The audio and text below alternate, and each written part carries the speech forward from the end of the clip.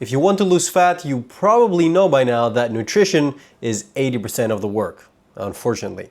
The issue is that people online tend to overcomplicate nutrition in order to get you to buy their plan or their weird scammy supplements. In this video, I'm going to make nutrition extremely simple for you to understand in a way that is realistic and that will also help you lose fat and build muscle in a sustainable way. I'm also going to link a free 1700 calorie meal plan in the description, which you can tweak according to your personal macro and calorie needs, so you can adjust the portion sizes as you want.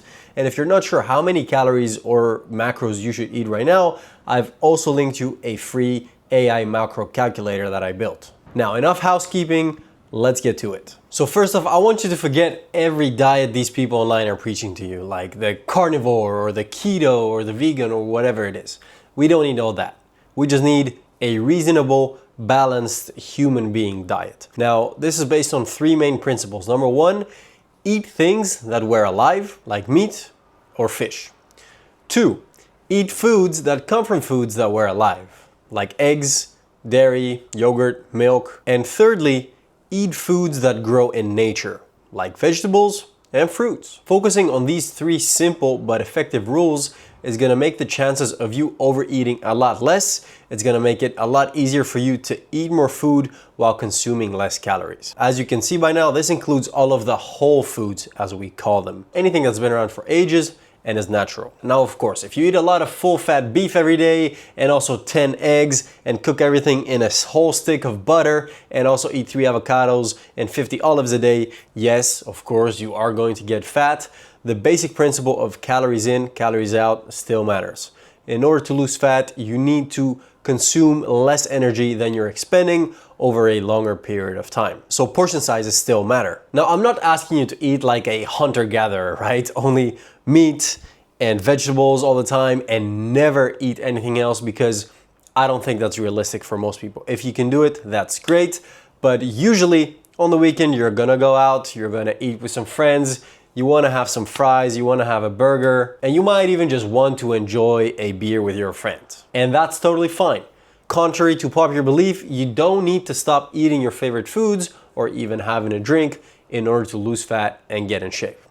I eat out at least once a week, and when I do, I just eat whatever I want at the time. I can stay in shape perfectly fine. This brings me to the 80-20 principle. So as long as 80% of your diet follows these three rules that we covered and is made up of whole foods packed with nutrients, you should be fine. And then the other 20% can be foods that are less good for you, but that you enjoy eating because you're out at a social gathering. Or sometimes you just wanna sit at home, order a pizza, and watch a TV show. I get it. As long as 80, maybe 90% of the time you eat whole foods, you will be fine. Now, in order to make it easy for you to stick to a calorie deficit and eat less calories than you burn, it's gonna be important to pay attention to the quality of the food you eat. If you pay attention to the quality, it's gonna be a lot easier to control the quantity of the calories. What I'm talking about, of course, is the macronutrients. So protein, carbs, fats, fiber, and let's not forget alcohol, of course. And also the micronutrients, which are the vitamins and the minerals that we get from our food. Now, in a very simplistic way of explaining this, because I guess that's what I'm here to do this video,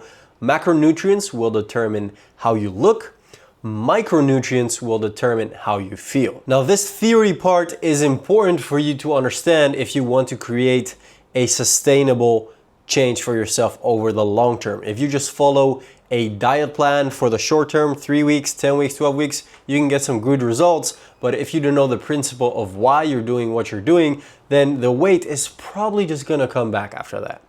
And that's not what we want. So before I get into specifics of which foods to eat, quick summary. We wanna follow the three principles of eating foods that were alive, foods that come from foods that were alive, and foods that grow in nature. We wanna follow the 80-20 principle, or if you can, 90-10. So 90% whole foods, 10% foods that are a bit less good for us maybe, but that we enjoy eating. We wanna focus on the quality of the food we're eating in order to influence the quantity of calories we're consuming in order to get into a calorie deficit. And the macronutrients are gonna allow us to reach that calorie deficit easier. They're gonna dictate how we look, but the micronutrients are gonna dictate how we feel, and we're gonna be able to lose fat while feeling great and sustain that for a long period of time. All right, that was the theory part. I mean, hey, if you go get your driver's license, you gotta pass the theory first. Let's get to practice. This is your plate. With every meal you make, you wanna aim for 50% to be vegetables. Choose 1 to 2 vegetables of your liking, for example, cabbage and zucchini.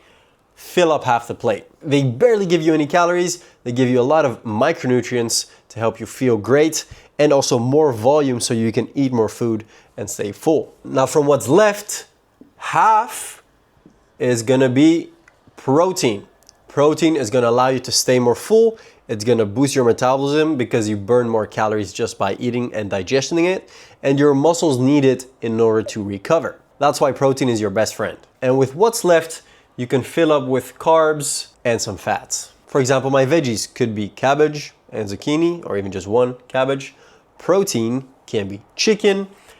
Carbs can be rice. And then for fats, you can add some coconut cream to make the chicken a bit creamier, and maybe some pesto. That meal can taste really good. It's high in protein, low in calories, and it's gonna help you stay full and also eat a meal that you enjoy, because if you don't enjoy what you're eating, it's just not gonna last. When it comes to normal spices like salt, pepper, they don't have any calories, so you can just put them on top. And you can always choose a little bit of sauce of your liking while accounting for the calories of that sauce, of course, to give your food a little bit more taste. By following this principle for most of your meals, you're gonna be able to eat more food while consuming less calories, and it's gonna help you get in shape a lot easier. In order to give you a more practical example of what a full week of eating could look like, I've left a link in the description where you can download a free 1700 calorie meal plan.